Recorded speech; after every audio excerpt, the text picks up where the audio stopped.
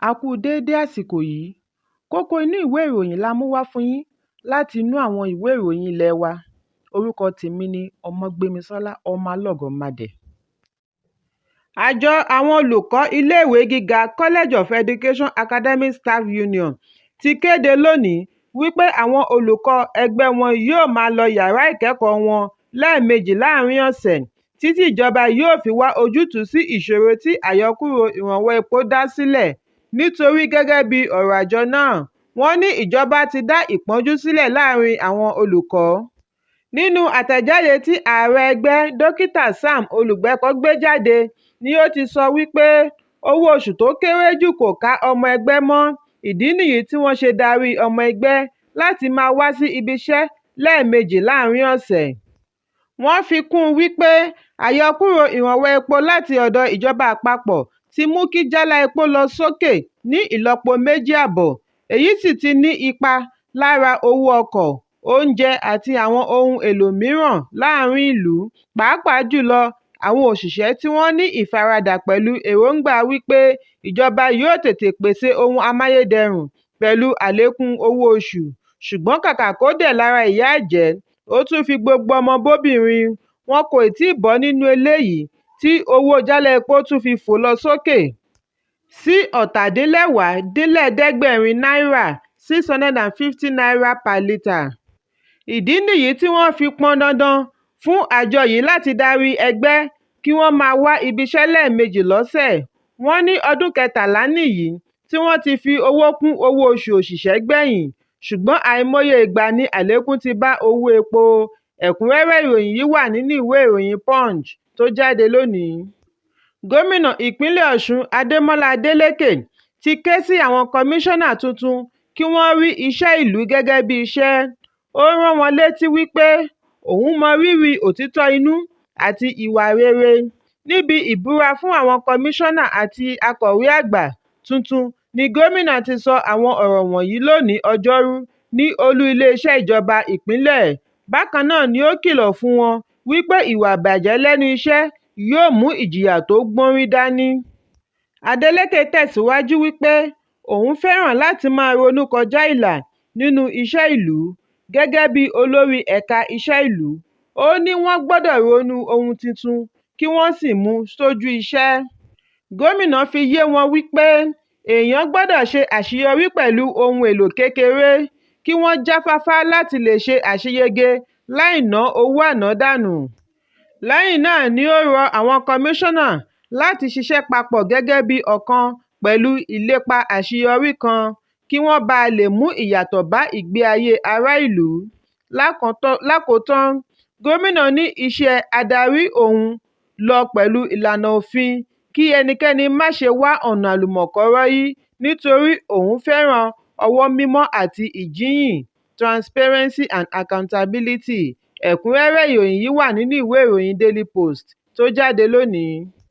Ilé-ẹjọ́ gíga tó fìkàlẹ̀ sí ìlú Àbújá ti lérí láti fi òfin mú gómìnà àná fún ilé ìfowópamọ́ àgbà CBN Godwin Emefiele látàrí wípé ó kọ̀ láti wá ṣàlàyé fún ilé-ẹjọ́ bí wọ́n ṣe ṣe $53 mílíọ̀nù gbèsè tó jẹ jáde láti ìdápadà owó Paris Club. Adájọ́ Inyang Ekwo tí ó pàṣẹ fún Emefiele kí ó farahàn ní ọjọ́ ìgbẹ́jọ́ sọ wípé òun mọ̀ọ́mọ̀ ṣe sùúrù pẹ̀lú ẹ̀sùn náà kí Emefiele bá lè rí ààyè àti ṣàlàyé ara rẹ̀. Ìgbésẹ̀ yìí wáyé látàrí bí agbẹjọ́rò Emefiele, Agbamòfin Audu Anuga, ṣe rọ ilé-ẹjọ́ kí wọ́n fún oníbàárà rẹ̀ ní àǹfààní mìíràn nítorí òun kò rí i bá sọ̀rọ̀ lórí aago lẹ́yìn ìgbà tí ìdájọ́ ti wáyé wípé kí ó farahàn. Anuga sọ fún ilé-ẹjọ́ wípé Emefiele tí wọ́n jáwé gbélé ẹ̀ fún gẹ́gẹ́ bí gómìnà CBN wà látìmọ́lé, gbogbo ìgbìyànjú àti rí i bá sọ̀rọ̀ ló já sí pàbó. Iléeṣẹ́ ìròyìn NAN ni ó ròyìn wípé 20 oṣù kẹwàá ọdún 2022 ni adájọ́ Ekwo ti pàṣẹ kí gómìnà CBN fi ojú ba ilé-ẹjọ́ ní ọjọ́ 18 oṣù kìíní lórí àfisùn wípé ó kọ̀ láti san owó ìdájọ́ fún amòfin Joy Agyii. láti ìgbà náà ni emefiele ti ń pa ilé-ẹjọ́ jẹ. Ó ní ọjọ́ 19 oṣù keje ni ó yẹ kí ìgbẹ́jọ́ mìíràn wáyé kí ààrẹ bọ́lá tinubu tó pàṣẹ kí ó lọ rọ́ọ̀kúnlé ní ọjọ́ 9 oṣù kẹfà. lẹ́yìn èyí ni àjọ ọ̀tẹlẹ̀múyẹ́ dss fi ọwọ́ ṣìkún òfin gbé e ní ọjọ́ 10 oṣù kẹfà. ẹ̀kúnrẹ́rẹ́ ìròyìn yìí wà nínú ìwé ìròyìn daily post tó jáde lónìí. olùdájọ́ àgbà fún orílẹ̀-èdè nàìjíríà chief justice of nigeria cjn adájọ́ olùkáyọ̀dé ariwoola ti sẹ́ àhesọ wípé òun ní ìbásọ̀rọ̀ orí aago pẹ̀lú ààrẹ bọ́lá tinubu àti olùdarí àgbà fún àjọ ọ̀tẹlẹ̀múyẹ́ dss yusuf bichi lórí ẹjọ́ àbájáde èsì ìdìbò tí ó wà níwájú ilé-ẹjọ́ tribunal. ariwoola ní ẹ̀ka ìdájọ́ kò ní i lọ́kàn láti ṣègbè lẹ́yìn ẹnìkankan lórí ẹjọ́ tí ó wà níwájú tribunal, pàápàá jùlọ lórí tinubu, ẹgbẹ́ òṣèlú people's democratic party pdp pẹ̀lú atiku abubakar àti labour party pẹ̀lú peter obi. nínú àtẹ̀jáde adarí ìròyìn fún ilé-ẹjọ́ gíga supreme court dókítà festus akande tó jáde lónìí ní cjn ti sọ wípé kò sí òótọ́ kankan nínú ohun tí àwọn kan ń gbépò yí ẹnu lórí ẹ̀rọ ayélujára.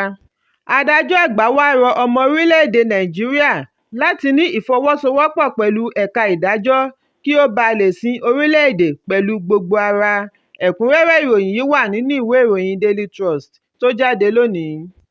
lónìí ni ààrẹ àná muhammadu buhari darapọ̀ mọ́ ọ̀gọ̀ọ̀rọ̀ àwọn èèyàn tí wọ́n lọ bá ẹbí alhaji dahiru barau kẹ́dùn lórí ìpapòdà aya rẹ̀ hajiya aisha dahiru manga. aisha dahiru ni ó jáláìsí ní ilé-ìwòsàn kan ní ìlú àbújá ní ọjọ́ àbámẹ́ta lẹ́yìn àìsàn ráńpẹ́. wọ́n sì ti sin ín ní ọjọ́ àìkú ní ìpínlẹ̀ katsina. gómìnà dikko umar radda jọ kọ́wọ̀ọ́rìn pẹ̀lú buhari lọ sí ilé manga. bákan náà ni amúgbálẹ́gbẹ̀ẹ́ ààrẹ àná túnde sabiu náà wà pẹ̀lú buhari nígbà àbẹ̀wò. ààrẹ àná gba àdúrà kí ọlọ́run gba ẹ̀mí olóògbé kí ó sì fún ìdílé rẹ̀ ní okun fún ìfaradà. ní ìpínlẹ̀ katsina ni buhari ti ṣe àbẹ̀wò sí emir ilẹ̀ katsina dókítà abdulmumini kabir usman ní ààfin rẹ̀.